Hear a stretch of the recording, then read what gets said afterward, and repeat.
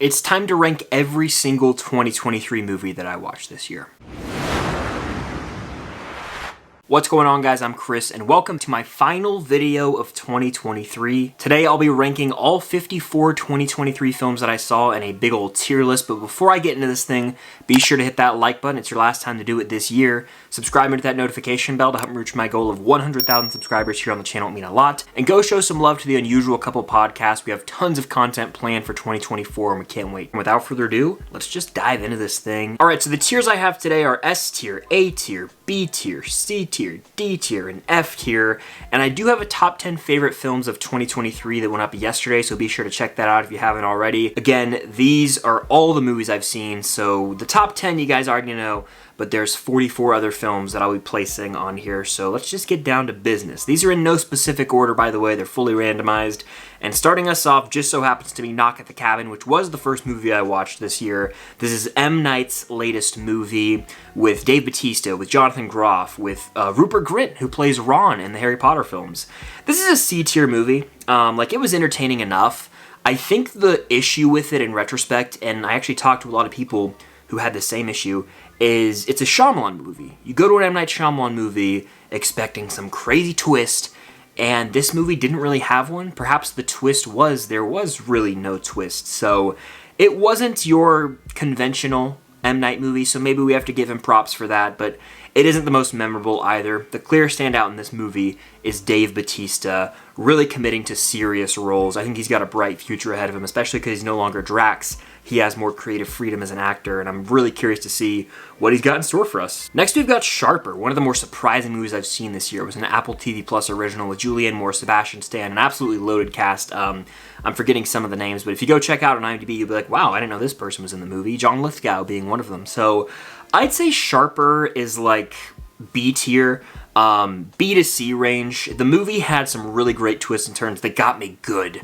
So it's a thriller that I think has effective twists, and that's always good. It's a refreshing watch, and the movie's told in a unique way where we see events unfold through all these different characters' perspectives. I always appreciate when a movie can pull that off. So this was a solid watch, did not hate my time at all, didn't expect much, and honestly, it ended up being one of the more surprising watches of the year. On the other hand, you've got a movie like Cocaine Bear, which is one of the more disappointing films of the year.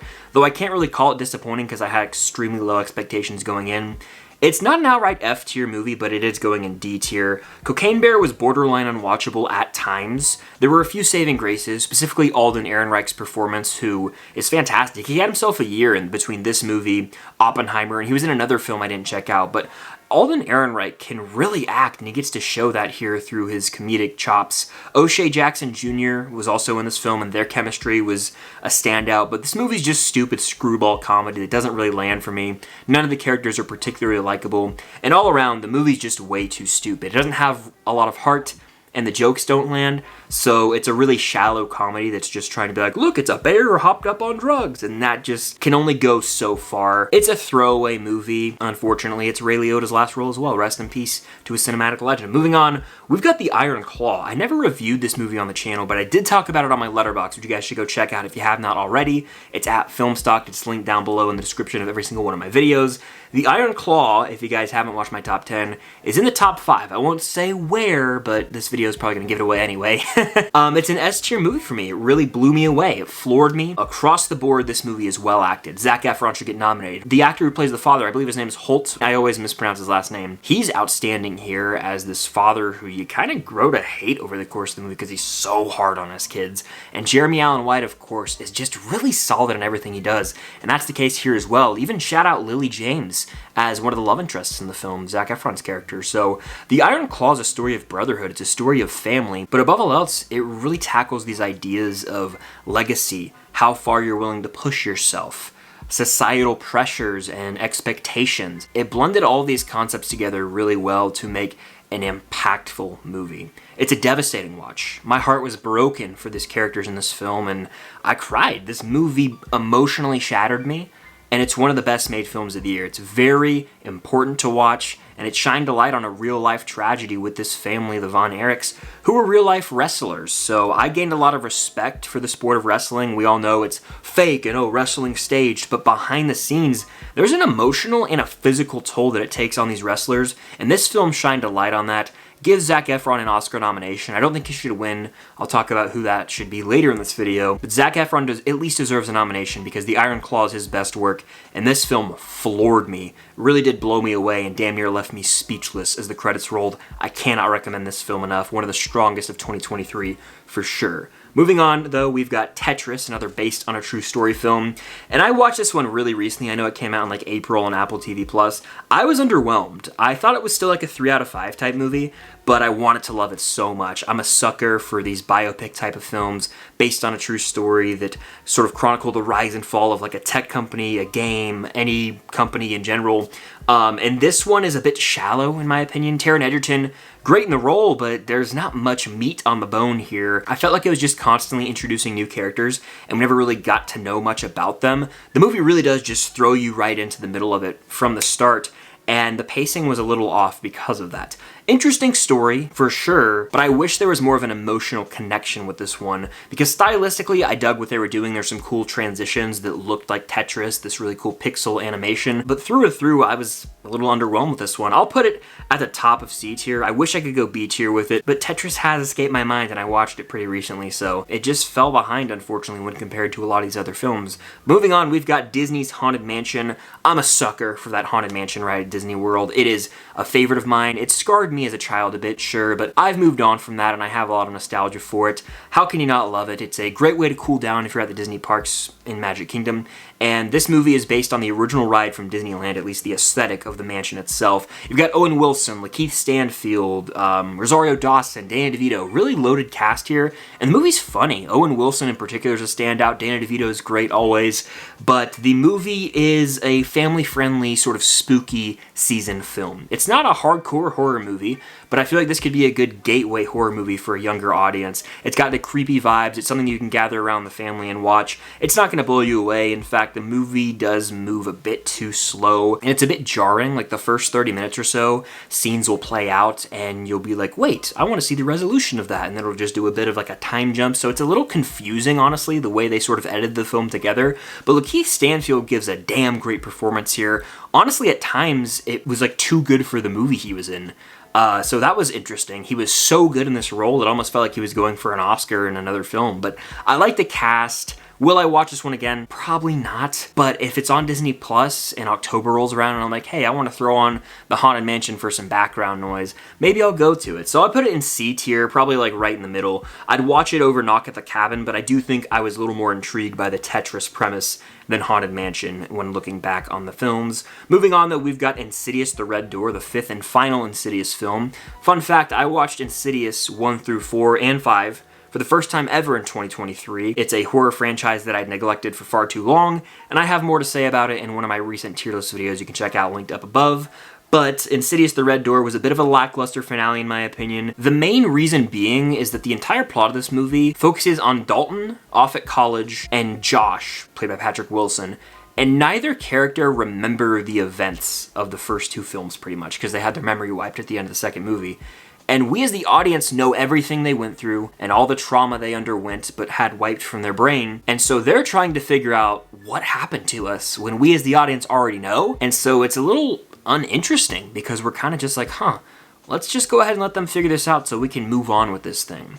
It had a bit of a rushed finale, and I didn't really care for a lot of the jump scares, though it did have some really great shots from the first-time director, Patrick Wilson, who is the star of this franchise.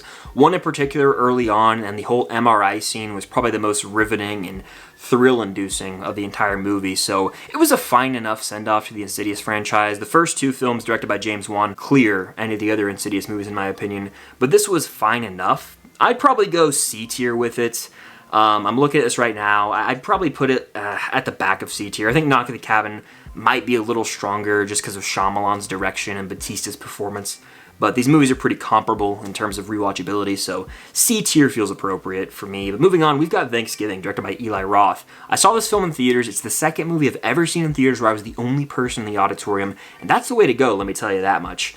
I really dug this movie. It's a strong 4 out of 5 for me. I think I'm gonna go top of B. I can't go A. It's just shy of making A tier, but this is like a strong 8 out of 10 movie, which would be an 80%, which would be in the B range. The movie does not hold back in the kills. There are some that will make you wince and look away. It gave us a new slasher, but my favorite part about this film is that it's very comparable to the Scream franchise, which is my personal favorite slasher franchise and actually horror franchise in general. What I love about the Scream films that translates over to the Thanksgiving movie is that we as the audience are guessing who is the killer. So there's inherently this mystery vibe to it that you're trying to figure out who's behind the mask. And that kept me engaged from start to finish with this film. With other movies and other slashers, I don't want to name drop here, but a lot of times there's just an evil character who's indestructible and you know is going to make it to the end of the movie, and so that takes me out of it. I'm like, okay, why should I even get invested if they're just going to live through the whole thing and be unstoppable? With Thanksgiving, and of course Scream, the killer is someone we know, and we're trying to put the pieces together almost like a detective or playing a game of Clue in a way to figure out who the hell is John Carver. It's getting a sequel, bring it on, it's a bloody fun time, and it is now the definitive Thanksgiving movie in my mind. Step aside planes, trains, and automobiles. Moving on, we've got Creed 3, one of the more disappointing films of the year for me. Creed 3 is by far the weakest Creed film. Michael B. Jordan directs, and you kind of notice he does a few things stylistically that are interesting. In the final fight, he kind of cuts away from the conventional boxing match. I didn't really like that. I know that some people did, but it removed me, and the tension really took a dip for me. The movie's alright. I had rewatched Creed 1 and 2 the night before, and so I was reeling from how awesome those movies are. And then I go and watch Creed 3, and I'm kind of like, oh, this is a little lame, and probably the most far-fetched of all the Creed films in terms of breaking the rules of boxing, but also Jonathan Majors' character just rising to the top so quickly. Pretty much overnight success. Didn't buy into all that, so it's by far the cheesiest and hardest to believe of all the Creed films. It's a C-tier movie for me. I would honestly watch it over probably most of the movies I have in C tier. I might stick with Tetris over it. That could be recency bias. But Creed 3, unfortunately, goes in the C tier, though the other two Creeds would be a lot higher. Moving on, we've got Maestro. I thought this was a really well-made movie. It's a 4 out of 5 for me, but it's a movie I'll never watch again. Bradley Cooper's great, but the real star here is Carey Mulligan. I think she deserves that Oscar nomination and damn near should win the Oscar. This movie gets real tragic in the third act. You get that whole 5 to 6 minute long scene of Bradley Cooper as Leonard Bernstein conducting in the cathedral. Beautifully shot, and just really you have to tip your hat to the commitment by Bradley Cooper there. It's one of the better performances of the year. I'd say this is going in B tier. I'd put it right in the middle. I think it's better than Sharper, but Thanksgiving's more fun to me. I'd watch Thanksgiving over Maestro if the two were set down next to each other. Maestro's not one of my favorites. It's not a movie I'm probably ever going to watch again, but I respect the craft, and Bradley Cooper showed yet again he's a hell of a director. Is the movie Oscar baity? Sure. Is it divisive? Yeah, you could say that, but it is a very strong outing from Cooper as a director and as an actor. Moving on, we've got Blue Beetle. Very disappointed with this one. I love Sholomar Dueña as Miguel Diaz in Cobra Kai, and I was really hoping this would be a fun DCEU film that sort of differed from the formula they'd established, and that's not the case. We have a predictable villain. It's generic as hell, and it's copy-paste. I'll say that a few more times when I talk about the DCEU films on this list, because that's just the truth, unfortunately. That whole entire franchise didn't really take risks to try anything new. That's the case here with Blue Beetle. I'd watch this over Cocaine Bear, but it is going in the D tier for me. I just don't ever think about most of the DCEU films from this year, and they were all really big letdowns. The only shining light in this movie is the suit that looks practical and real. Every superhero film should embrace that. And Sholo's performance, he's fully committed, and he is one of the best lead castings the DCEU ever had.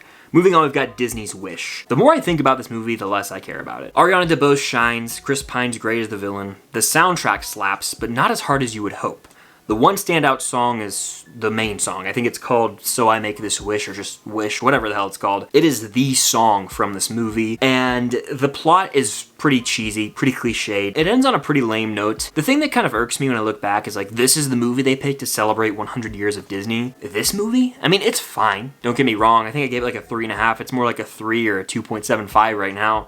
I'd still put it in the C tier because it is enjoyable and Pine has fun in the role. Ariana DeBose sings beautifully. The animation is pretty stunning, but the movie just does not hold a candle to like the top 25 plus Walt Disney Animation Studios films, and that's a damn shame. You would want the movie to celebrate 100 years of Disney, be one of the more memorable big hitters of this century. That is not the case. In a year or two, I'm pretty sure most people will forget about this movie, which is a damn shame.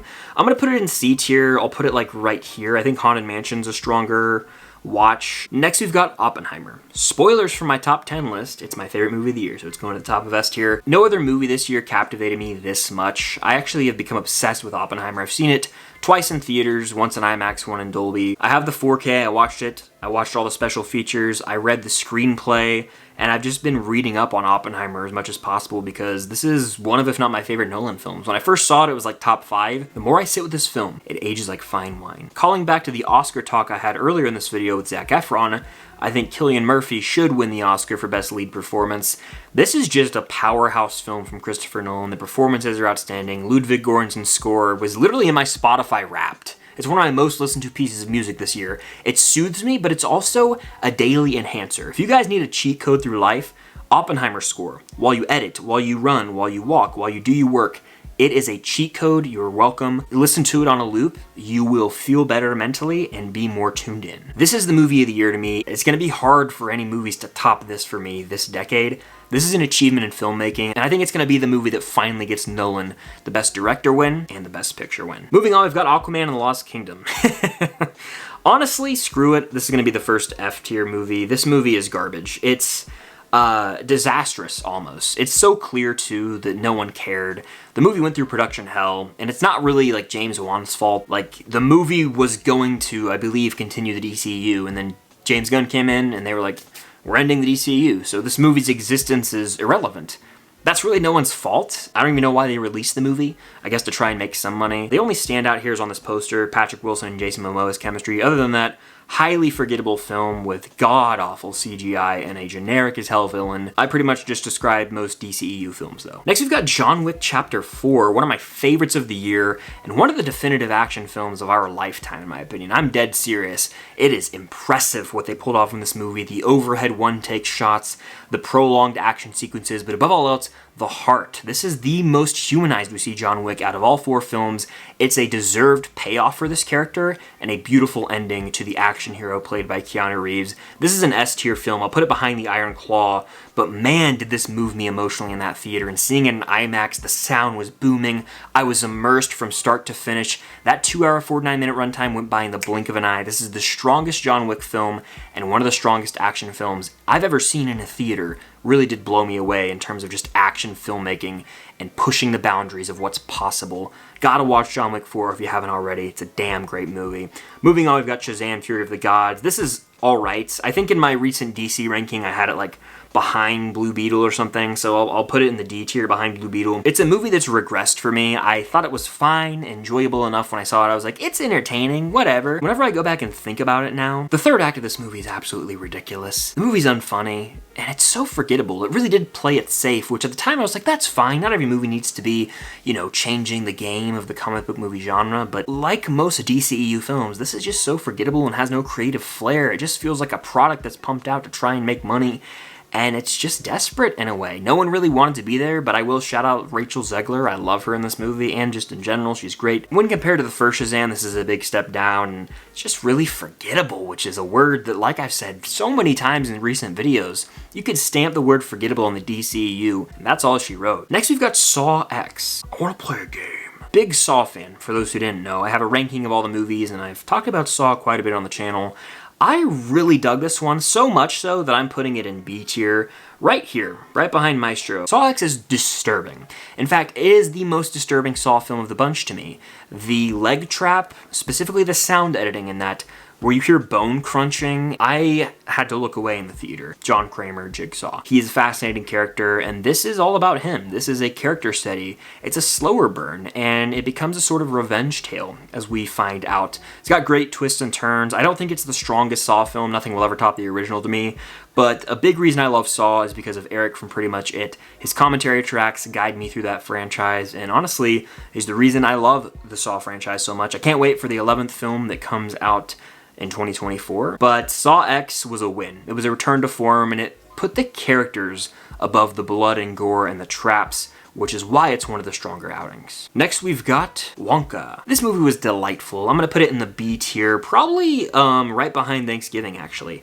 It really was just so much fun and carefree, and it reminded you, you know, have fun, take it easy. Timothée Chalamet, delightful in this lead role. He really can sing. The man's got pipes.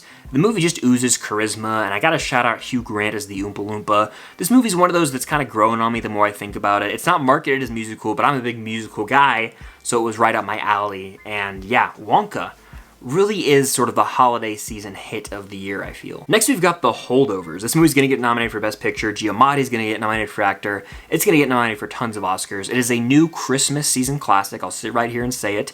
It is a coming-of-age, feel-good comedy drama that will pull on your heartstrings, and over the course of the movie you get to see this chemistry between student and teacher unfold, and it's relatable. At times in high school we can all feel like outcasts, or we can feel like we don't belong, but in reality we have a lot more similarities with those around us than we'd like to let on, and this movie conquers everything from grieving and sorrow to growing up in life and just making the right decisions, being a good person. It'll make you laugh out loud. Giamatti will drop some wisdom bombs on you, and the line delivery in this film from Paul Giamatti is stuff of legends. I mean, this movie rules. I will watch it every Christmas season from here on out. It's an A-tier film. I can't go like God tier with it, but man, it's a strong, strong watch that I highly recommend. Next, we've got the Super Mario Bros. Movie. I saw this movie one time.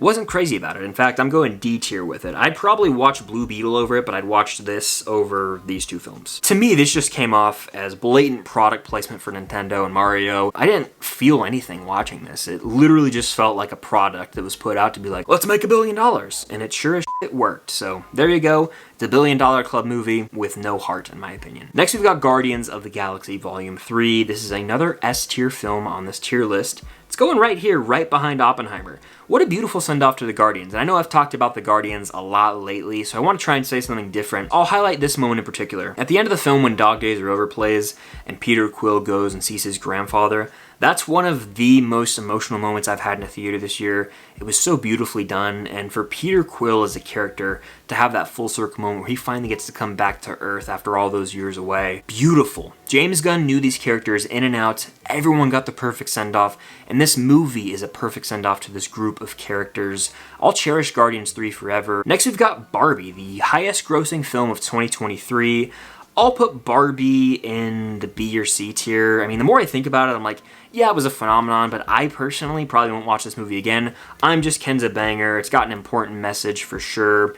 I just don't really love the movie like I wish I could. I'll put it at the top of C tier, honestly. Like, it was entertaining, but I've seen it twice, once at an early screening for review purposes, once when I did Barbenheimer with my friends. I probably won't watch it ever again. But Barbie was definitely a cultural phenomenon. It's just not one of my faves. Next, we got Fast X. Unfortunately, a movie starring Jason Momoa is going in the F tier again. This is going in the back of F, which would make it the worst on this tier list so far. This movie stinks. Like most part 1 and 2s have an actual ending where characters go on a full journey in the course of the film, and they set up a part 2, but they actually leave you satisfied. This movie just ends. Like, it just cuts to black in the middle of the climax. I'm done with the Fast franchise. I'm waving the white flag. I'm out. Next, we got FNAF. This is also an F-tier movie, but it's more watchable than the two in there right now. Josh Hutcherson and Matthew Lillard are the best parts about this film, so they make it somewhat watchable. But who is this movie made for? I guess hardcore fans of FNAF. The movie's repetitive as hell, though. It's just, oh, I'm gonna have this dream at the night shift and then go about my day and then work the night shift again.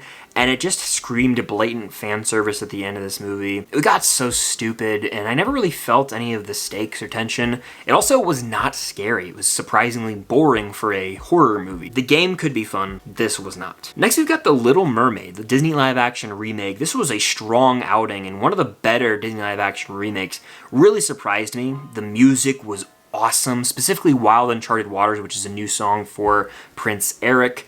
Visually, I thought the movie looked great, and it actually gave depth to Eric and Ariel's relationship. I could go without the scuttlebutt, and it is a little too long at times, but this is going in the B tier pretty high. I'd put it actually right behind Thanksgiving right now. I can confidently say this is a top tier Disney live action remake. It might even be the best of the bunch. Next, we've got David Fincher's The Killer.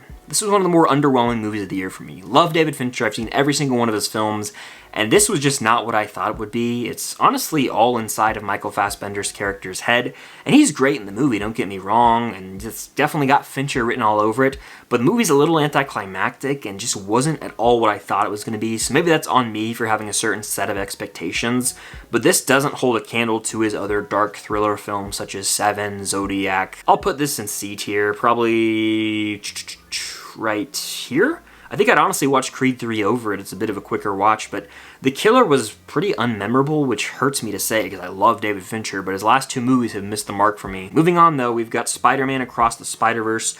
I'm gonna go ahead and put this bad boy at the top of A tier. It's just outside of S tier. It's honestly on the brink. It's like the next man in to that S tier. Man, do I love this movie. I saw it 3 times in theaters. The score, the soundtrack, both bops. They act as characters in the film as it musically sort of guides us through. The animation is unlike anything I've ever seen in an animated film. It really is mind-blowing and takes you into the Spider-Verse. No pun intended there, but yeah, this movie has a big cliffhanger ending. Left me wanting so much more in Beyond the Spider-Verse, but this is a work of art. It is a beautifully made movie. Moving on, we've got Taylor Swift, The Eras Tour. Feels weird putting a concert movie on here, but Taylor Swift rules. I love her music. I was able to see The Eras Tour in person in 2023.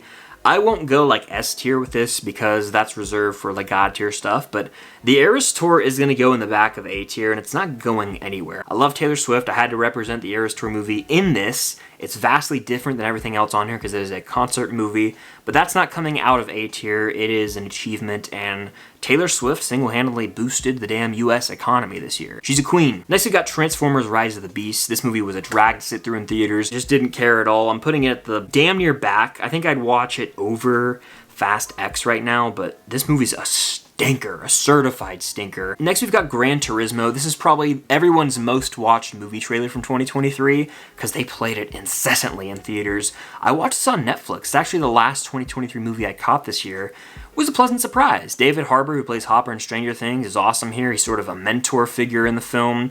It's definitely cliched and rushes through some major emotional moments to the point where I was like, damn, I would have loved to have seen the implications of that for another 10, 15 minutes, but it rushes past some moments that were really important, I think, for character development and for the audience to feel the stakes. But through and through, I enjoyed my time. It was a crowd-pleasing, satisfying watch, went by quick, and there were some riveting race sequences, so I would go B tier with Gran Turismo, probably right behind Saw X. I enjoyed my time with it, and David Harbour is just that guy. Can't wait to see what he continues to do after Stranger Things ends. Moving on, we've got The Marvels. I'm going to put this at the top of C tier. It's almost in B tier for me because I enjoy the movie quite a bit, but the more I think about it, I do go, you know what? The first act's really jarring. That was one of my biggest complaints was it took about 20 or 30 minutes for this movie to really find its footing because we're hopping around from Monica to Miss Marvel to Carol. It's a bit disorienting as a viewer, but once the movie settles in and we see the trio start to bond and have chemistry, that's when the movie really kicks it into the next gear for me and becomes an enjoyable, entertaining Marvel film. Far from the best the MCU has to offer, but also pretty solid. Next we've got Godzilla Minus One. This movie completely took me by surprise. I had seen some hype online and I'm not a huge Godzilla guy, so I was like, fine, I'll go check this thing out and see what it's all about. Really stunned to say this movie rules. It's in my top 10 favorite films of the year, and it's pretty high up there. I'm gonna say this is right here in A tier for now, just because I love the dynamic of the Holdovers characters so much, and Across the Spider-Verse is special, but Godzilla Minus One, you gotta see on the big screen if you have the opportunity to ever. If it does a re-release or something, or if it's still in theaters near you somehow, go check it out and just watch the movie in general if you haven't.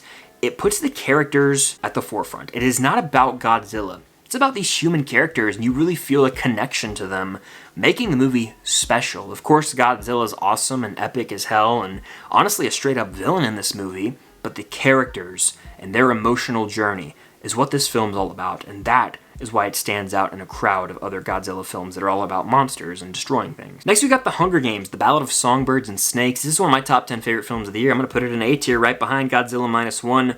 Really just great to get back into this world with Rachel Zegler and Tom Blythe crushing it in their respective roles. I love the music in this film, and just the early stages of The Hunger Games were really neat to see. We got to see the full-on progression of the games. This is the 10th annual Hunger Games. The franchise with Jennifer Lawrence and Josh Hutcherson were in the 70s, and so this is the early stages of the actual games themselves. and we see the Capitol and everyone's attitude shift over the years. It's really neat to see. But above all else, this is an origin story, essentially, for President Snow. We get to see his slow descent into madness, and as pretty much the main antagonist of the Hunger Games series, it's really wild to see how quickly he downward spirals in that third act. I enjoyed this movie quite a bit, and I honestly wouldn't mind if we explore the Hunger Games world more in future films down the road. Next, we've got Indiana Jones and the Dial of Destiny. This movie is, without a doubt, the biggest disappointment of the year for me. Had really high hopes. I love Indiana Jones so much. He's my favorite movie character of all time. But this movie doesn't do much for me. It feels cheap, it feels desperate, and it's hollow when compared to the other Indiana Jones films. Indy kind of ends in the same spot he is after Crystal Skull, so it kind of feels unnecessary, and I do not vibe with the third act at all. Goes off the rails and just becomes too crazy for me in terms of an Indiana Jones film. I sit here and I look at this list and I'm like, I guess I could put it above some movies just because Indy's in it, and I'd probably watch it over some.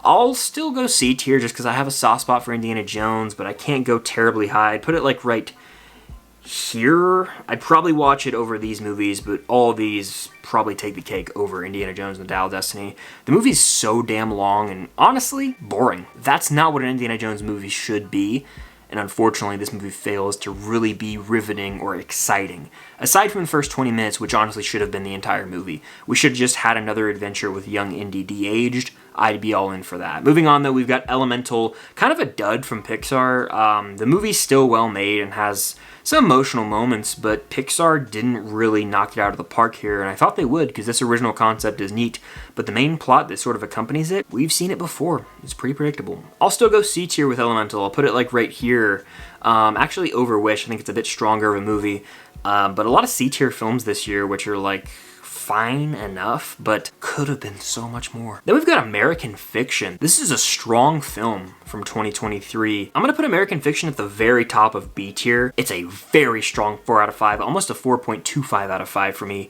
Jeffrey Wright's outstanding here. Sterling K. Brown also crushes it. And the movie's just clever. We don't really get scripts like this anymore that just ooze originality, and that's what this movie is. It's got an important social commentary with a lot of humor, but the movie's clever above all else and just one of the better written films of the year for sure. Next, we've got Extraction 2. The one-take prison break scene is dope. That's pretty much all I remember about this movie, though. I fell asleep the first time I watched it and had to rewatch some of it. I'll put it in C tier because of that one take alone, but other than that, I would probably not go back to this often. I'll put it right here because I think I'd watch it over Creed 3. Next, we got Mission Impossible Dead Reckoning Part 1, aka Mission Impossible 7, aka A Mouthful to Say. Tom Cruise does it again. The stunt work in this movie is otherworldly. This is an enthralling, top-tier action film that's going in A tier behind The Ballad of Songbirds and Snakes.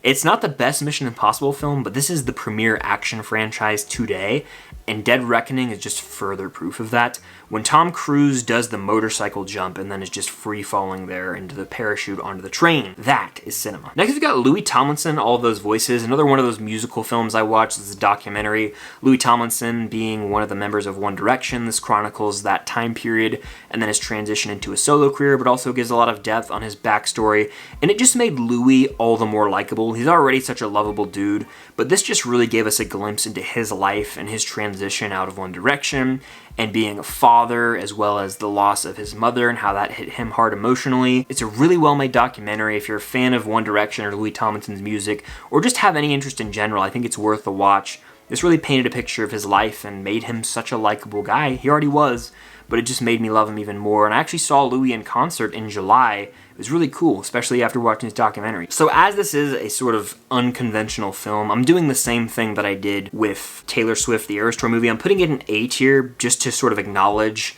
these are both worth watching. Next, we've got The Flash. I'm putting this in F tier. I do think it's the worst DC film of the year, so I'm putting it behind Aquaman and the Lost Kingdom.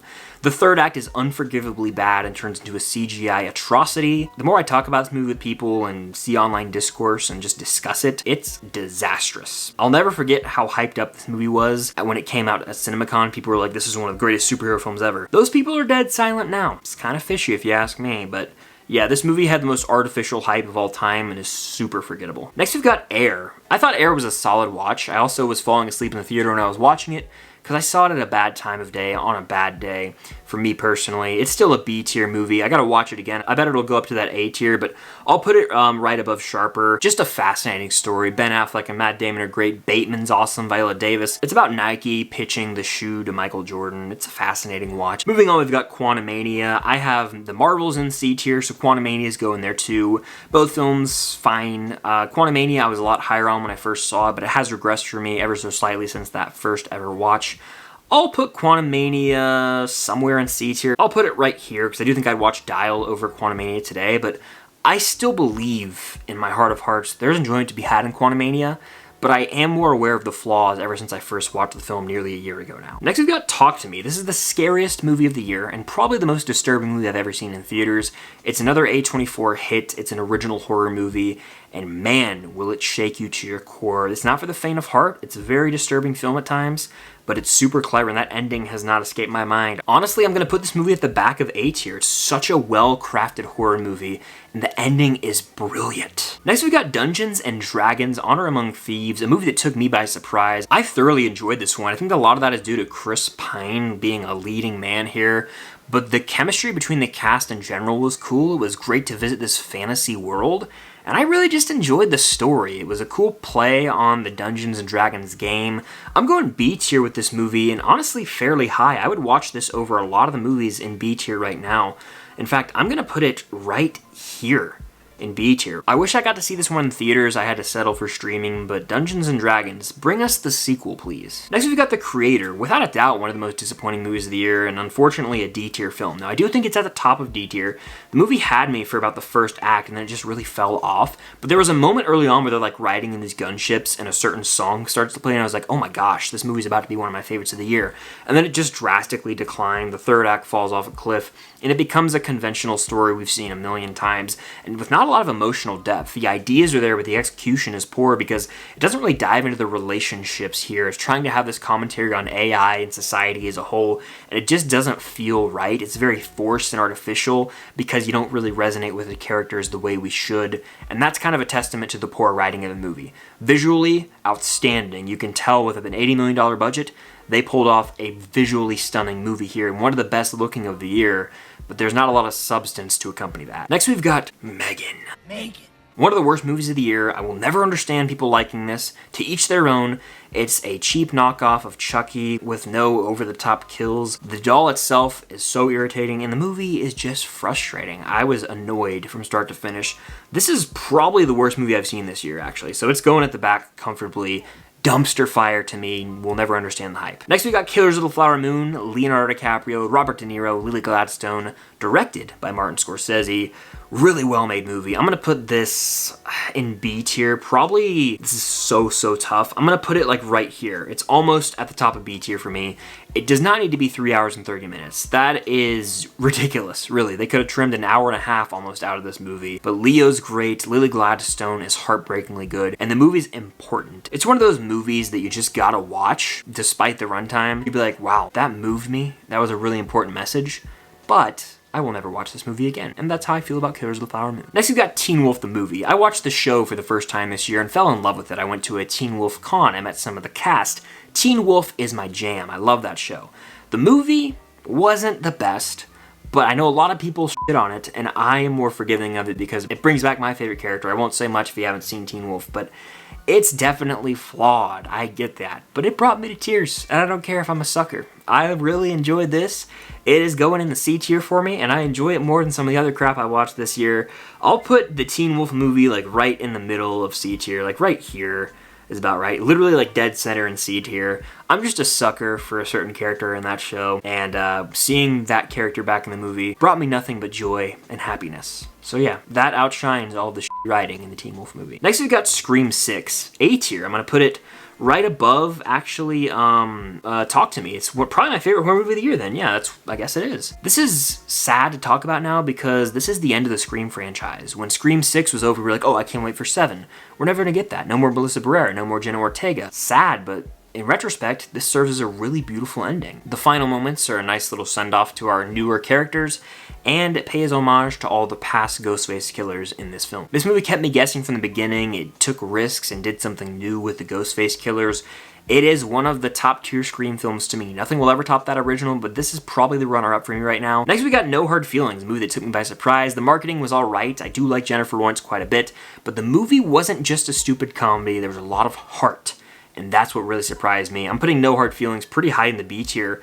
Honestly, right about here, I'd say. I'd watch this movie over most on this list. It's one of those feel-good comedies, coming-of-age vibes, great soundtrack. Andrew Barth Feldman crushes it. Really liked the chemistry between him and Jennifer Lawrence, and the movie was delightful in a way. Next, we got Past Lives. This is going in the A tier. Now, where? Honestly, fairly high. It's going above Mission Impossible. This is one of the best written films of the year that's chillingly good stuff. It's pretty much just a dialogue-driven movie, but it's a love story, and it's one of those classic tales of two people being deeply in love with each other, but they just are in the wrong lifetime to be in love. It's devastating at times, and it's just heartbreaking because these people are meant for each other, but they're just not in the right lifetime. It's such a clever concept that's so well written, and the dialogue had me hooked from beginning to end. Next, we got Adam Driver in 65, a movie about dinosaurs and Adam Driver.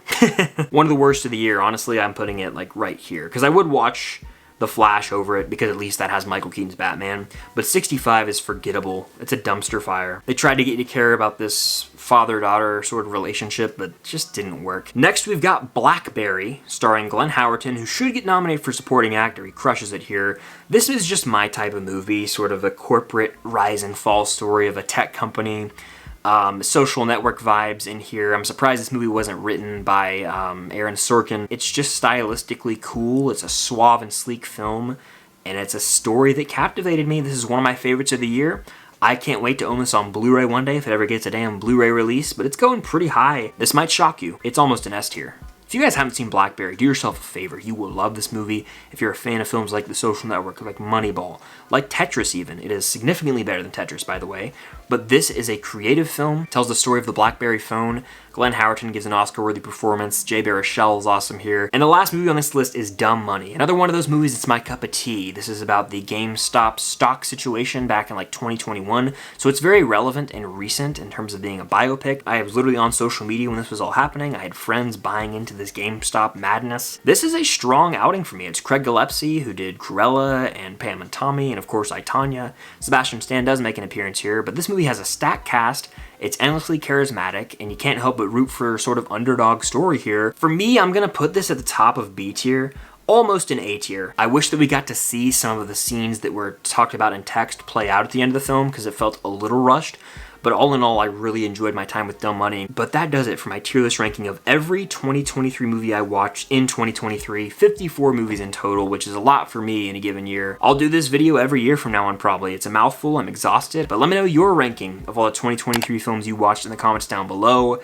Hit that like button, it helps out more than you guys know. Subscribe and hit that notification bell to help me reach my goal of 100,000 subscribers here on the channel. It would mean a lot. And be sure to show some love to the Unusual Couple podcast as we approach 2024. We got lots of exciting things going on over there. But that's gonna do it for my final video of 2023. This was a fantastic year for the channel, and I can't do any of this without your guys' constant and continued support. So thank you all so much for all you do, even if you're just somebody who watches videos, never even likes, comments, isn't even subscribed. Just watch the videos. It means more than you guys know, and I cannot wait for 2024, so here's to one hell of a year. Thank you guys for all you do, and I cannot wait to continue growing this awesome community. That'll do it. Thank you guys as always, and until next time, I'll see you in 2024.